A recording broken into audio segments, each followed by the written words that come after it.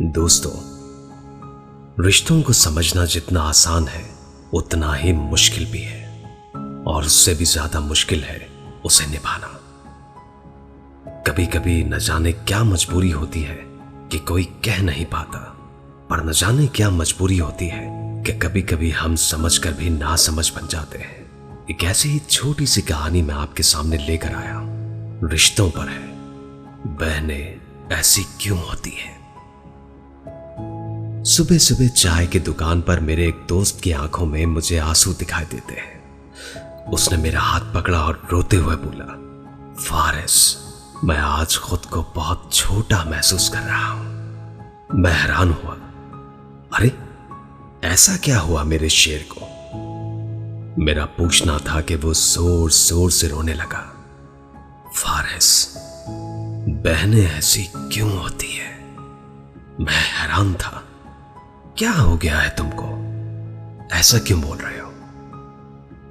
वो कहने लगा कि बहन की शादी को 6 साल हो गए, लेकिन मैं कभी उसके घर नहीं गया। त्योहारों पर अम्मी और अब्बू जाते हैं।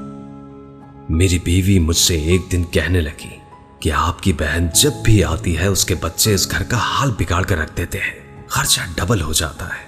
और तुम्हारी माँ छुप छुपा कर कभी उसे साबुन की पेटी दे देती है और कभी कपड़े, कभी कभी खाने का सामान, तो कभी कभी चावल का थैला भर देती है। अपनी माँ को बोलो ये हमारा घर है, कोई खैरात सेंटर नहीं। फारिस, मुझे बहुत गुस्सा आया। मैं मुश्किल से खर्चा पूरा कर पा रहा हूं और मां सब कुछ बहन को दे रही है। पिछली बार बहन घर पर आई हुई थी, उसके बेटे ने टीवी का रिमोट तोड़ दिया। मां से मैंने गुस्से में कह दिया, मां बहन को कहो कि सिर्फ ईद पर आया करे बस। मां चुप रही, लेकिन बहन ने बात सुन ली मेरी, कुछ नहीं बोली। उसने अपने बच्चों को तैयार किया और कहने लगी, भाई मुझे बस स्टॉप तक छोड़ाओ। मैंने झूठे मुंह कह दिया, रह लेते कुछ दिन। वो मुस्कुराई, नहीं भाई, बच्चों की छुट्टियां खत्म होने वाली है। जब हम दोनों भाइयों में जमीन का बंटवारा हुआ था तो मैंने साफ इनकार कर दिया था, भाई मैं अपनी जमीन से बहन को हिस्सा नहीं दूंगा। बहन कुछ नहीं बोली। मेरी बीवी ने भी मेरी बहन को बहुत बुरा भला कहा, पर वो बेचारी खामोश रही। मां ने कहा, बेटी का भी हक बनता है। फारिस, तुम तो जानते हो कोरोना के दिन चल रहे हैं, कामकाज तो है नहीं। मेरे बड़े बेटे को टीबी हो गई, मेरे पास इलाज के पैसे तक नहीं थे। बहुत परेशान था मैं, कर्ज भी ले लिया था।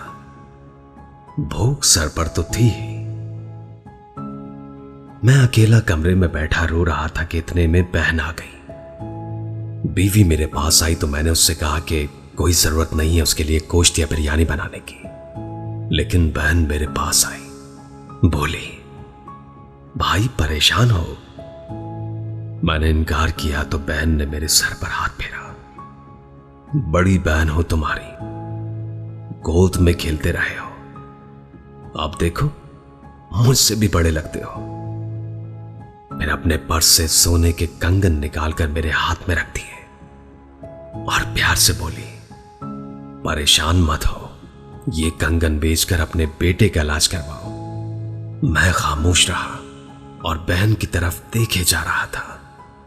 वो आहिस्ता से बोली, किसी को बताना नहीं कंगन के बारे में, तुमको मेरी कसम है। मेरे माथे पे बोसा दिया और 1000 रुपए मेरी जेब में डालकर कहने लगी, बच्चों के लिए कुछ अच्छा बना लेना, परेशान ना हुआ कर।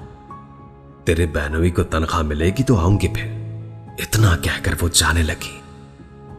उसके पैरों की तरफ मैंने देखा, उसकी जूती टूटी हुई थी और एक पुराना दुपट्टा ओढ़ा हुआ था उसमें। जब भी आती थी वही दुपट्टा ओढ़कर आती थी। फारिस, मैं अपनी बहन की इस मोहब्बत पर मर गया था यार।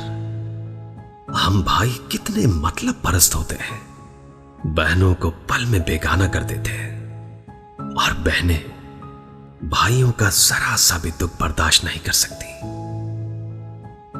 मेरा दोस्त हाथ में कंगन पकड़े जोर जोर से रो रहा था। मेरी आंखें भी नम थी। हमारी बहनें अपने घर में न जाने क्या क्या दुख सह रही होती है, लेकिन उफ तक नहीं कहती। कुछ पल बहनों के पास बैठकर हाल पूछ लिया करें, शायद उनके चेहरे पर कुछ लम्हों के लिए ही सही सुकून आ जाए।